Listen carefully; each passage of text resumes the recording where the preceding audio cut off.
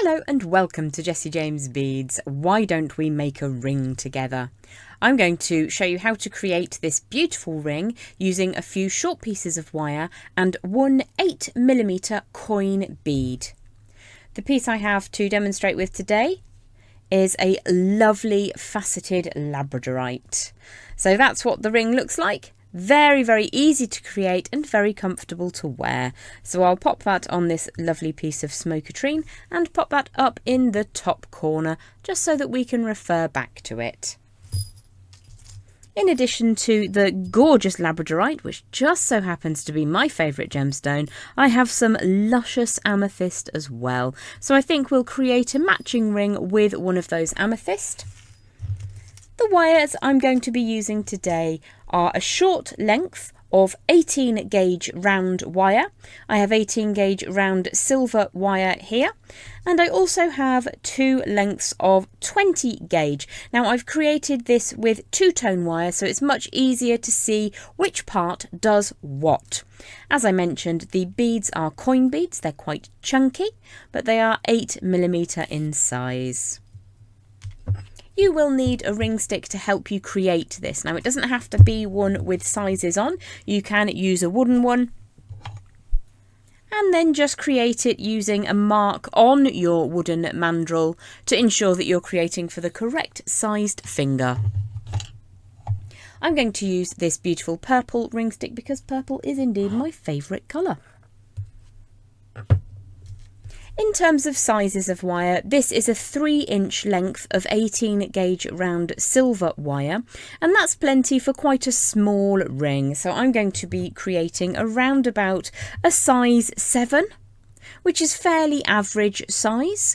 If you want to create a much larger ring, I would say start off with a 4.5 to 5-inch piece of wire. You can always trim that away until you get an idea of exactly what it is you're going to be creating. So let's start by warming that wire through. It's quite chilly here today, so I'm just going to give that a few extra passes between thumb and forefinger and pop that on to round about 1.5 full sizes smaller than I want to create. Get that nice round form, and then you'll see around about 1.5 sizes is how much it grows by when it springs out. So let's take the ring stick or mandrel out of the way for now.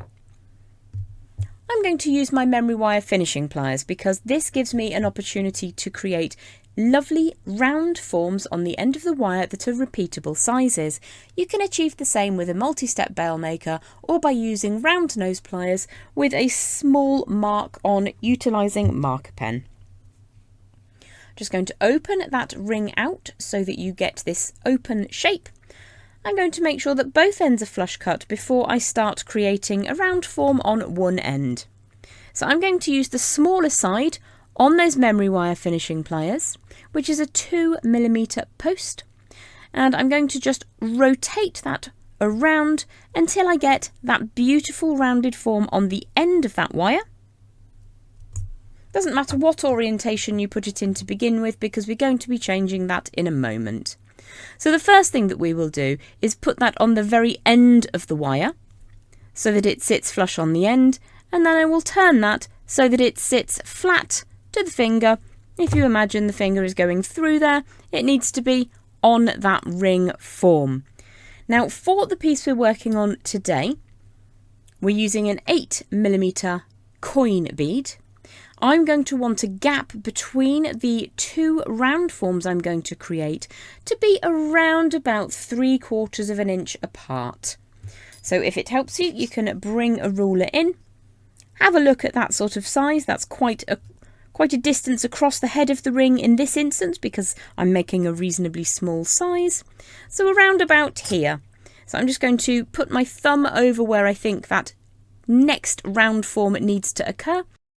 You can of course use a marker pen to help you and buff that off later. So let's just grip across that ring wire and pull the wire away. Now I'm just going to smooth and warm that last little bit of wire just coming away from the ring so that I can pop this back onto my mandrel and make sure that I'm getting that size pretty much where I want it to be.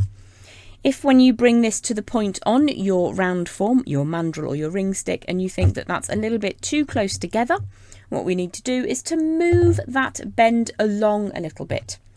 So I'm estimating around about 3/4 of an inch between the two round forms. That looks a bit small to me.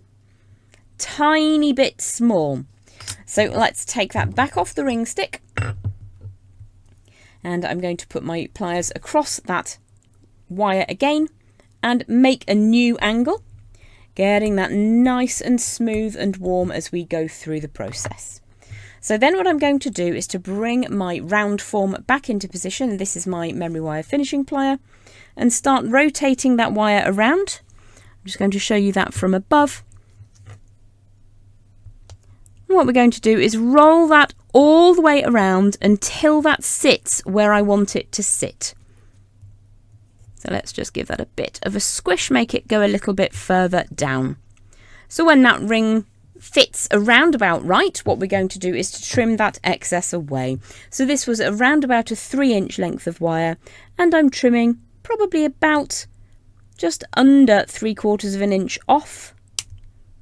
Let's get that in the scrap pot.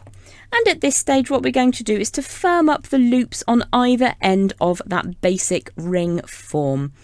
Now this is a beautifully simple design which you can build on with lots and lots of different ring designs. What I'm doing here is strengthening up those loops, making sure they're as closed as I can get them.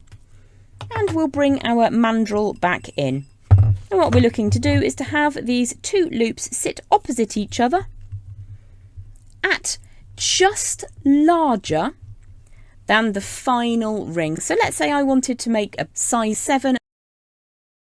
I'm going to let that sit at the 8, size 8, so around about a size bigger than I want it, because by the time we've got all the mechanical aspects into position, that ring size will shrink down. So let's try that on. That's going to be about right.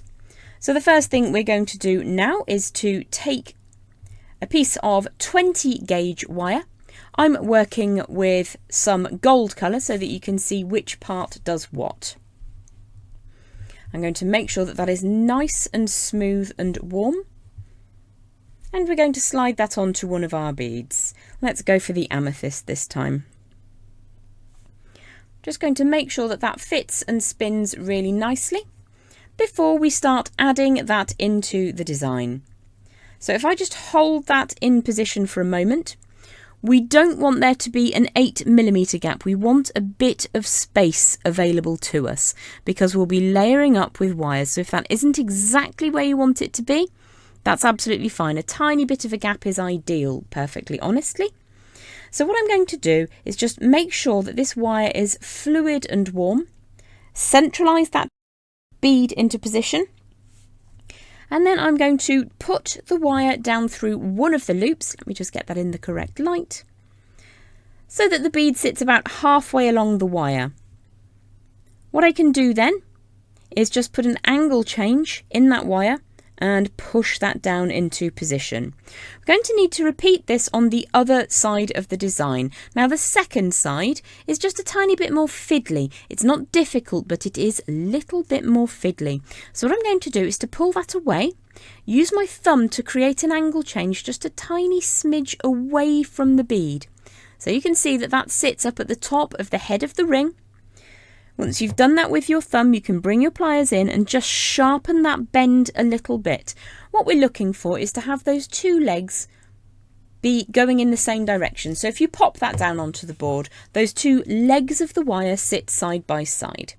Once you've got everything sized up, you can absolutely take that out of the main body of the ring. Just make sure that those are beautifully warm and fluid. And then what we're going to do is to take both of those legs and push them down at the same time through the eyes, as it were, on the end of that piece of wire. Let's just slide that all the way down into position. And this is the nuts and bolts of your ring. Now I'm going to show you on one side first. Make sure that that sits down all the way. With the loop at the end of the wire, let's just get that nice and crisp. On this side is the cut of that loop, and on this side is a sealed piece of wire. So the wire has come along, it's turned right, it's gone around in a circle, and then it's been cut away. We need to take this leg of wire or this tail of wire in the direction of the piece on the main piece of the ring which doesn't have the cut. So as you're looking at it, the cut is on the left hand side of that circular loop, and there's no cut on the right. So that's where we're taking that tail of wire all the way around and over the top. Now it's a very long piece of wire, purely because it's easier to demonstrate to you with a long piece of wire. We're going to be trimming some away in a moment. But before we do anything else, we're going to flip to the other side and make sure that we're going to be doing the same thing again. So you've got the golden colour wire has gone through the bead. Let's hold that into position, make sure it's nice and snug. On this side of the ring, the cut in the loop is over here on the right, the smooth part is on the left. So we want to bring that to the left hand side, make sure that the bead sits in position, bring the tail of wire over the top. And in that way, there's no way that that little piece of wire can escape through the cut. It's sealed. What you can do is just give that a little bit of an adjust to make sure that it sits up close to the loop we created.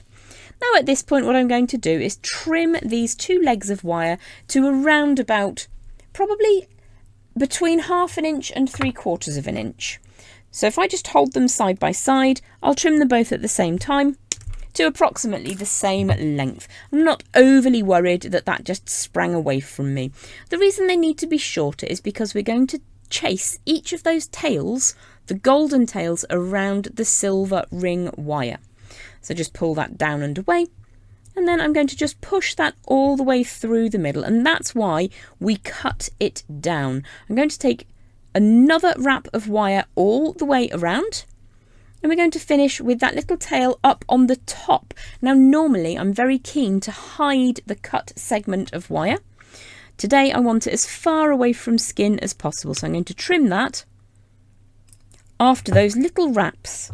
Before I do anything else, I'm going to make sure that sits down flush on top of the core wire that's gone through the bead that makes the main body of the ring. Let's do exactly the same thing on the other side. We'll bring that wire as close as we can to the loop, and then we're going to wrap that around nice and firmly. If it gets a little bit tricky, it might be because your wire is cold, so bring that around for a second time. If it helps you, you can use a set of pliers just to bring that around over the top of the design, and we're going to truncate on top of the design this time. Trim that away, and then make sure that it sits down flush against that core.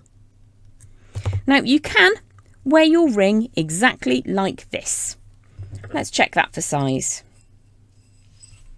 You can see that that does shrink down just a little bit because we aimed for it to be about a 7.5, and it shrunk down to just smaller than a 7.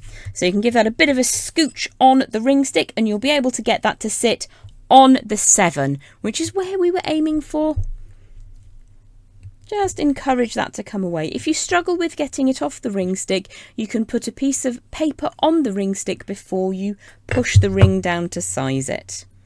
Let's just try that up here for a second. Now that by itself is quite a cute little ring, but I'm going to show you how to add a little bit more detail to that. And also, this does look pretty because we've got that two-tone wire. Let me just make sure that that end is down nice and flush. If you take your time with this, it's done. You absolutely can leave it like that. But the reason we have a second piece of wire is because I want to add a second layer of detail.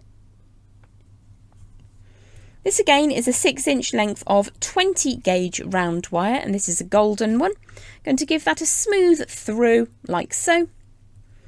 And then we're going to push one end down inside one of those loops, just adjacent to that first piece of golden wire. Now there is plenty of space in that loop to get 2 of these pieces of wire, so just take your time and give that a squidge through. I'm going to pass through a couple of inches down on one side, making sure that I've got around about a third, so about 2 inches of that wire has gone down the loop. And what I'm going to do is to bring that tail over the top so that it circles just inside that little wrap that we used to seal the bead in position. And I'm just going to push that over the top for now and ignore it for a hot second. What I'm going to do now is to bring this wire around and cover up this little golden section next to the bead. Now this takes a little bit more effort. We're going to warm that wire through, fold it and push that up through the shank of the ring, through the middle, and up against the bead itself. And this is going to stop that bead from spinning overly much. I'm going to bring that all the way around. You might need to just smooth it through again. Push down with your thumb to hold the bead in position and create a nice little halo around that ring. So we've got a halo around the ring here. If it doesn't look as smooth as you want it, just undo it, give it another warm through.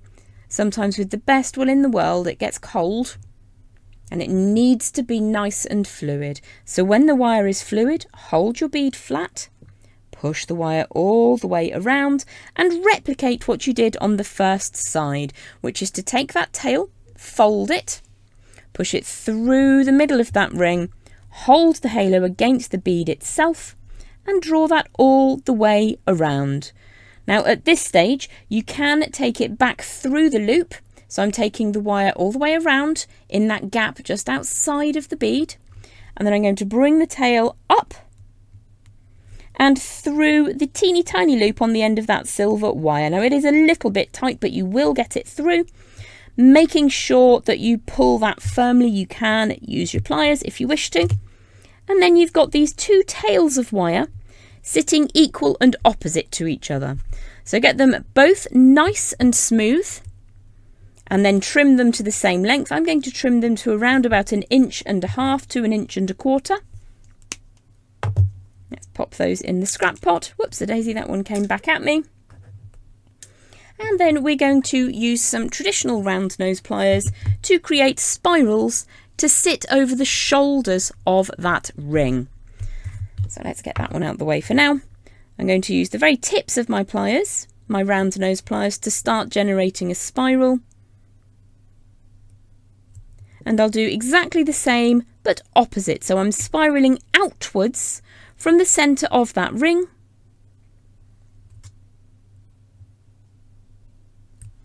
And then I'm switching over to flat facing pliers to generate a really neat spiral.